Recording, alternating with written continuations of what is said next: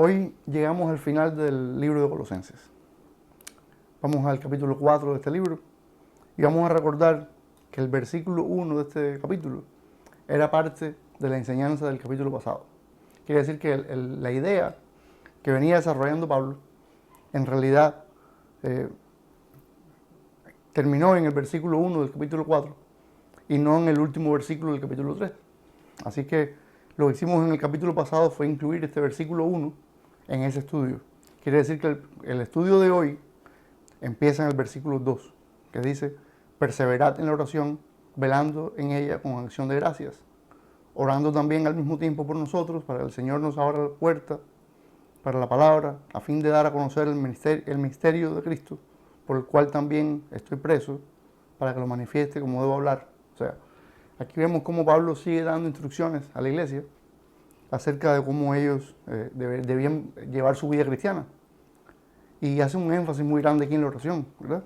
Dice que la oración es buena en su vida cristiana, pero también es buena porque eso podía ayudar a Pablo y a sus compañeros a predicar el evangelio correctamente, pero también a abrirle puertas a ellos para predicar el evangelio. Y eso es tan importante para nosotros en nuestros días, porque misteriosamente a Dios no le hace falta nuestras oraciones, pero cuando nosotros oramos sinceramente, muchas veces pasan cosas, y pasan cosas como estas, que el Señor abre puertas de verdad para que muchas personas entiendan el evangelio y lo acepten espiritualmente, acepten a Jesucristo. Y ese era el objetivo de Pablo en esta parte del capítulo. Luego, Pablo sigue en el capítulo explicándole a los colosenses cómo conducirse, ya no la parte de la oración, sino más bien el comportamiento de ellos. Y después termina el capítulo con lo que dice aquí en la Biblia, los hermanos que hicieron la Biblia, le ponen en esta parte salutaciones finales. Salutaciones finales, como Pablo le envía saludos a hermanos en Colosas, de parte de él mismo y de parte de sus compañeros que estaban con él ahí, donde él se encontraba preso. Pablo dedica tremenda parte de este capítulo. ¿Sí? Lo vemos por capítulo, que sabemos que la Biblia no fue escrita por capítulos como tal, sino por libros, pero fue dividida después en capítulos. Si lo vemos desde este punto de vista del capítulo, oiga, gran parte del capítulo se invirtió en estas salutaciones. Qué importante es, qué importantes son las personas en el cuerpo de Cristo. Porque somos un cuerpo, así que todos ocupamos un lugar espiritualmente en la iglesia, en el cuerpo de Cristo. Y Pablo ahí envía saludos a muchas personas, muchos hermanos y hermanas con quien él tenía amistad, a quien él quizás había enseñado. Inclusive hay un hermano quien le dice, versículo 17, decid a Arquipo, mira que cumplas el ministerio que recibiste en el Señor. Quiere decir que este era un hombre a quien Dios había llamado al ministerio. Y Pablo le estaba diciendo, díganle a Arquipo que no descuide eso, que atienda a eso. O sea, cuántas instrucciones distintas, cuántos saludos y cuánto amor dentro del cuerpo de Cristo. Cómo Pablo era modelo de eso, ¿verdad? Y cuán importante es para nosotros hoy también que en el cuerpo de Cristo haya ese amor. Que enviemos saludos calurosos a los hermanos y que nos preocupemos por saber cómo están los que están un poco lejos de nosotros y demás. Es muy importante porque Pablo, fíjese que le invierte buena parte de este capítulo a ese tema. Pero el tema en el que yo quería concentrarme en el día de hoy es el cómo conducirnos, precisamente el segundo tema del que hablé. Y los versículos son versículos 5 y 6 de este capítulo 4. Y voy a leerlos. Dice: andad sabiamente para con los de afuera, redimiendo el tiempo. Sea vuestra palabra siempre con gracia, sazonada con sal, para que sepáis cómo debéis responder a cada uno. Esto tiene todo que ver con la forma en que el creyente debe comportarse, ¿verdad? Y en este caso tiene mucho que ver con la forma en que nos comportamos con los que no son creyentes. Cuando estamos cerca de ellos, cuando estamos hablando con ellos, o cuando simplemente ellos nos están viendo. Porque sepa usted, y debo saber yo también, que hay muchos creyentes que nos están mirando. Están mirando nuestra relación con el Señor. Están mirando a ver si nosotros somos reales en nuestro andar con Dios. Muchos no creyentes, pueden estar ahí revolcándose en su pecado, como estábamos nosotros antes de conocer al Señor Jesucristo. pero ellos están mirando secretamente lo que estamos haciendo nosotros. Usted y yo podemos no darnos cuenta, porque ellos están tan metidos en su pecado que nosotros pensamos a ellos no les importa el Señor de ninguna manera. Pero ¿sabe qué? El Espíritu de Dios puede estar obrando en esos corazones. Inclusive cuando lo único que vemos usted y yo es el pecado en el que ellos están.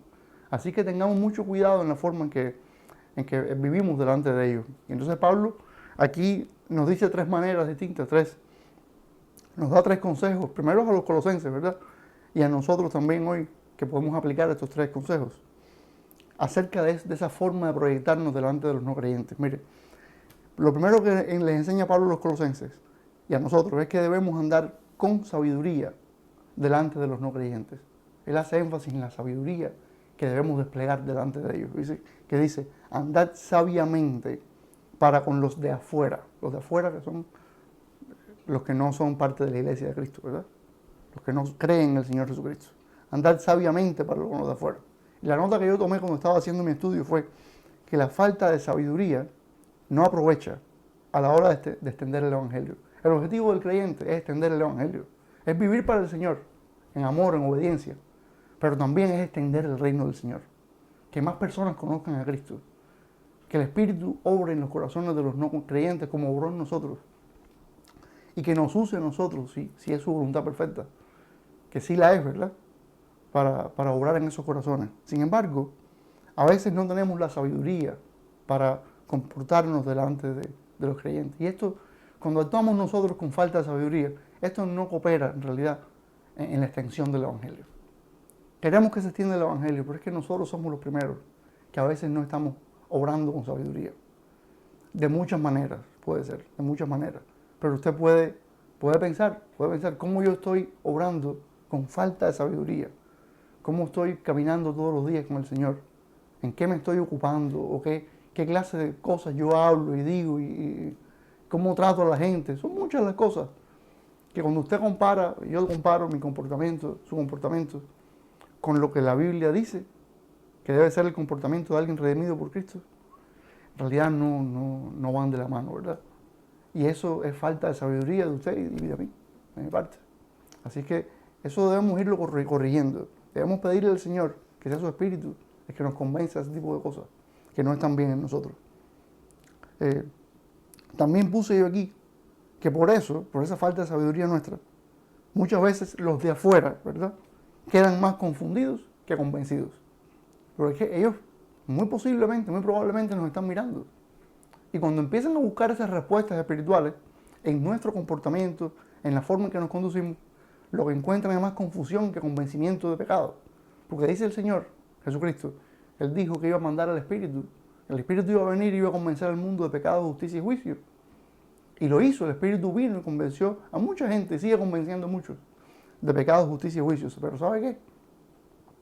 Que si nosotros no actuamos sabiamente, al menos a través de nosotros, no va a convencer al Espíritu a nadie de pecado, justicia y juicio. Porque es que va a haber más confusión que otra cosa. Porque esos no creyentes que nos están observando, lo que ven es que somos personas igual que ellos. Hacemos lo mismo que ellos, decimos lo mismo que ellos, pensamos igual que ellos. O sea, eso no convence a nadie. Así que pidámosle al Señor sabiduría en ese aspecto, para que los no creyentes queden convencidos de pecado, de justicia y juicio, como fuimos nosotros en su tiempo, ¿verdad? Ahora, no solo esto enseña Pablo, sino también enseña que debemos aprovechar el tiempo en nuestra relación con los no creyentes. Aprovechar el tiempo en nuestra relación con ellos. Dice, redimiendo el tiempo, dice en estos versículos. Que debemos redimir el tiempo, aprovecharlo, ¿verdad?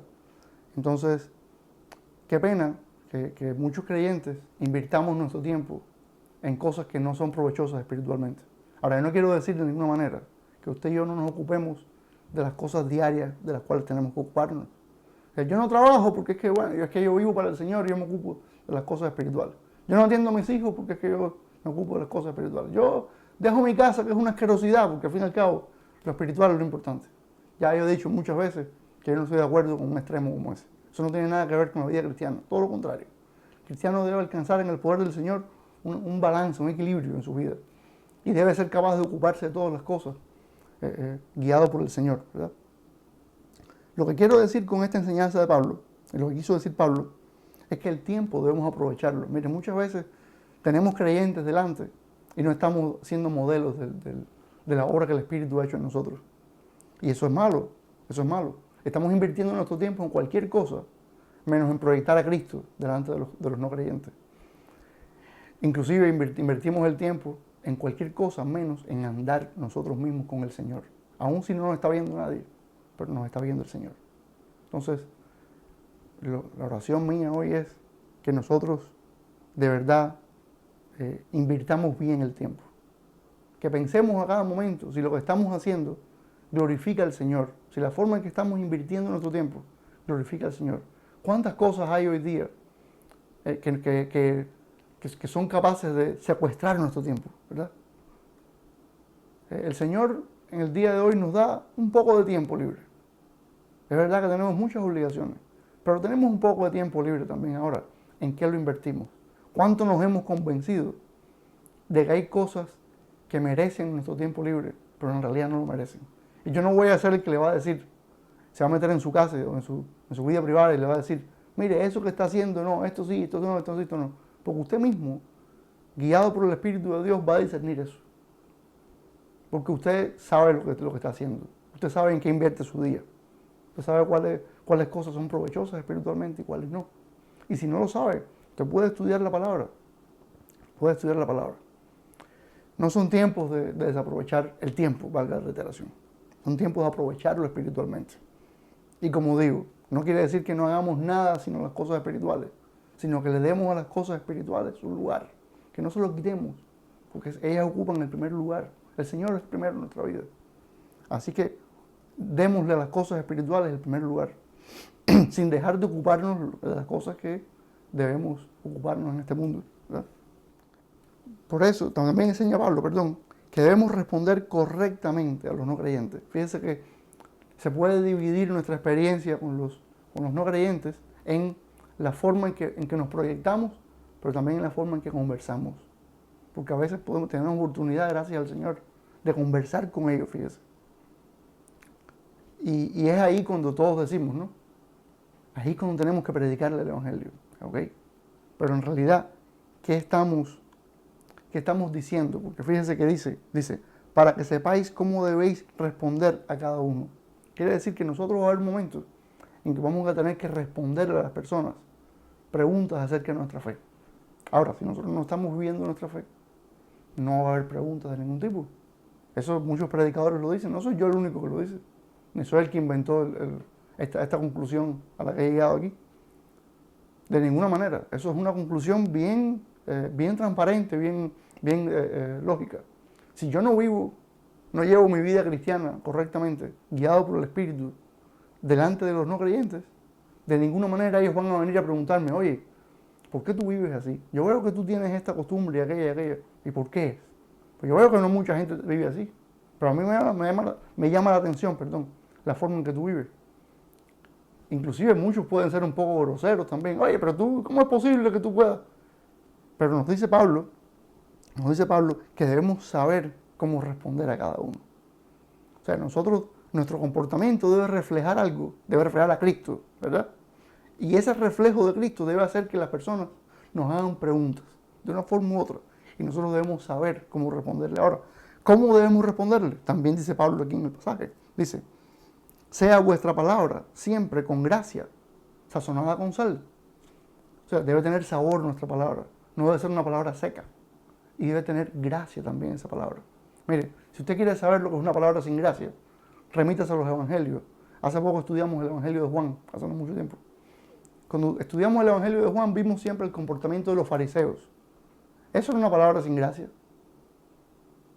Que le aplicaban la ley a las personas, ahí. Esto es así, Fíjense, entre paréntesis, ni siquiera ellos se comportaban correctamente, muchas veces. Ni siquiera. Pero en lo que quiero hacer énfasis aquí es en la manera en que ellos predicaban la ley. Porque decían que Jesús sí predicaba con autoridad, como quien tiene autoridad. Era una prédica espiritual de alguien que de verdad vivía para el Padre, para Dios. Sin embargo, los fariseos predicaban una palabra sin ningún tipo de gracia. No le decían a las personas que había perdón en el Señor, que el Señor podía redimir, podía dar libertad espiritual a los que confesaban sus pecados. Porque inclusive en el Antiguo Testamento, que en realidad Jesús vivió en tiempos, vamos a decir, del Antiguo Testamento, bajo la ley de Moisés, pero también la ley de Moisés ofrecía ese tipo de gracia, vamos a decir, que el Señor siempre, siempre en toda la historia con la humanidad, a quien viene humillado delante de Él lo perdona. Corazón contrito y humillado el Señor no rechaza. Eso es un principio del carácter del Señor. Eso no falla en ningún tiempo. Lo que pasa es que en estos tiempos ya tenemos la gracia del Hijo, exactamente, ¿verdad? Del Hijo, que murió en la cruz y derramó su sangre para lavar los pecados. Y ahora por fe en Él, por la fe en Él es que somos perdonados y somos insertados en el pueblo de Dios, ¿verdad? Dice Pablo que nuestra palabra debe ser siempre con gracia, sazonada con sal. O sea, usted ve a los fariseos cómo predicaban, usted no debe predicar así, ni yo tampoco. Sino debemos tener gracia, decirle a las personas, oye, sabes que nosotros vivimos en pecado, pero en Jesucristo hay salvación, hay perdón de pecados y está la promesa de la vida eterna. Pero hay que vivir para Él, de verdad. Hay que vivir para Él. No porque Cristo haya muerto para lavar los pecados de los pecadores. Ya todos los pecadores están limpios de pecado. No. Los pecadores limpios de pecado son los que confían en Él para salvación. Y claro que esos tienen vida eterna. Claro que esos han sido perdonados, comprados por la sangre de Jesucristo. ¿Sí? Pero debemos dar ese paso de fe también. El Espíritu actúa en nosotros, nos convence, pero nosotros tenemos que dar ese paso de fe. Entonces, son tres enseñanzas que Pablo les da aquí a los colosenses. Repasamos. Que debemos andar con sabiduría delante de los no creyentes, debemos aprovechar el tiempo en nuestra relación con ellos y debemos responder correctamente a lo que nos preguntan. Ahora, un poco de enseñanza teológica, un resumen teológico aquí, con dos pequeños versículos que apoyan esta enseñanza, porque siempre qué bueno es encontrar en otros pasajes de la Biblia la misma enseñanza que estamos estudiando en nuestro pasaje de hoy. Cualquier pasaje que usted estudie, si usted encuentra otros pasajes bíblicos que hablan de lo mismo, que ofrecen enseñanzas parecidas, qué bueno es eso, porque eso le corrobora a usted y a mí que estamos en el camino correcto, que de verdad la palabra del Señor enseña eso en varios lugares y que es correcta esa enseñanza. Mire, uno de los pasajes que he escogido es del mismo Pablo, no a la iglesia de Colosas, sino a la iglesia de Éfeso. Efesios 5, 15 y 16 dice: mirad pues con diligencia cómo andéis. Vea que Pablo está diciendo a la iglesia de Éfeso exactamente algo parecido, vamos a decir. Son enseñanzas parecidas, él le está diciendo cómo conducirse en su vida cristiana también. Mirad pues con diligencia cómo andéis, no como necios, sino como sabios. Fíjense que la sabiduría también es tema en este pasaje de Efesios. Y la necedad, que es lo opuesto, es lo que no se debe hacer, ¿verdad? Dice, aprovechando bien el tiempo. Ahí está de nuevo el aprovechamiento del tiempo como estudiamos en el pasaje de hoy, ¿verdad? Dice, porque los días son malos. Y ahí justifica Pablo, lo cual no hace en el pasaje de Colosenses, el por qué debemos andar así. Es porque los días son malos. Mire, no vamos a ver días peores que estos. De verdad que los días son muy malos. Espiritualmente hay un problema muy grande en el mundo espiritualmente hoy. Y lo ha habido desde siempre, pero es que hoy se están viendo cosas que son bien duras, bien feas. Así que hoy más que nunca debemos andar con sabiduría y aprovechar el tiempo, ¿verdad? Lo mismo que dijo Pablo en Colosenses. Ahora, no solo Pablo, sino Pedro también dice, primera de Pedro 3:15, y en un contexto donde Pedro le está hablando a los creyentes acerca de cómo el comportamiento de ellos como seguidores de Jesucristo les puede traer problemas con algunas personas. Personas que van a querer hacerles daño inclusive a veces. Ahora, ¿qué les dice Pedro? No deben tener miedo de esa gente. Mire, inclusive si les sucede algo de verdad, por la causa de Jesucristo, no vivan con miedo, porque no es así como deben vivir. O sea, no hagan eso. Y por eso el versículo empieza, sino, o sea, tienen que hacer lo contrario, sino, santificad a Dios el Señor en vuestros corazones. ¿Qué quiere decir? Siga viviendo para el Señor, para la gloria del Señor. Ame al Señor de todo corazón. Dice, y estad siempre preparados para presentar defensa con mansedumbre y reverencia ante todo el que os demande razón de la esperanza que hay en vosotros. Esto es paralelo con la enseñanza de Pablo en el capítulo 2 de Colosenses. Porque aquí Pedro le está diciendo a los receptores de su carta que efectivamente algunas personas van a preguntarles, sea de una manera o de otra, le van a preguntar, oye, ¿por qué es esa fe que tú vives? Y ahí entonces usted y yo debemos ser, igual que los receptores de la carta de Pedro, debemos tener el balance espiritual, el equilibrio espiritual, para decirle a la persona, te voy a explicar por qué. Aunque me pregunten de forma grosera, pero yo igual les voy a explicar porque esa es mi oportunidad para hablar de Jesucristo. Esa es mi oportunidad.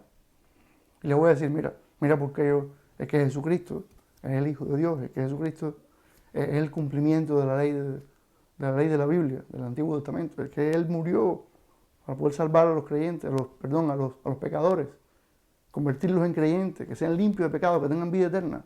Entonces yo, como he recibido ese perdón, ahora yo vivo para Dios y por eso es que me comporto así. Esas son las explicaciones, no hay muchas más explicaciones de la fe que hemos profesado. O sea, eso es lo que Pedro está diciendo aquí, pero esta defensa de la fe tiene que ser con mansedumbre y con reverencia.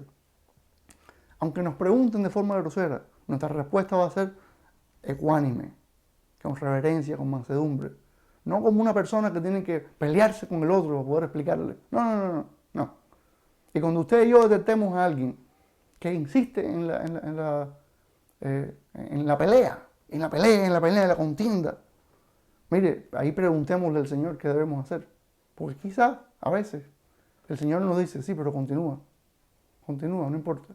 Pero otras veces el Señor le va a decir, déjalo tranquilo, que Él lo único que quiere es problemas. Él, con todas las pruebas delante de él ahí, Él lo que quiere es seguir peleándose. Así que deje a ese hombre tranquilo, deje a esa mujer tranquila, deje a ese joven tranquilo, deje a esa joven tranquila.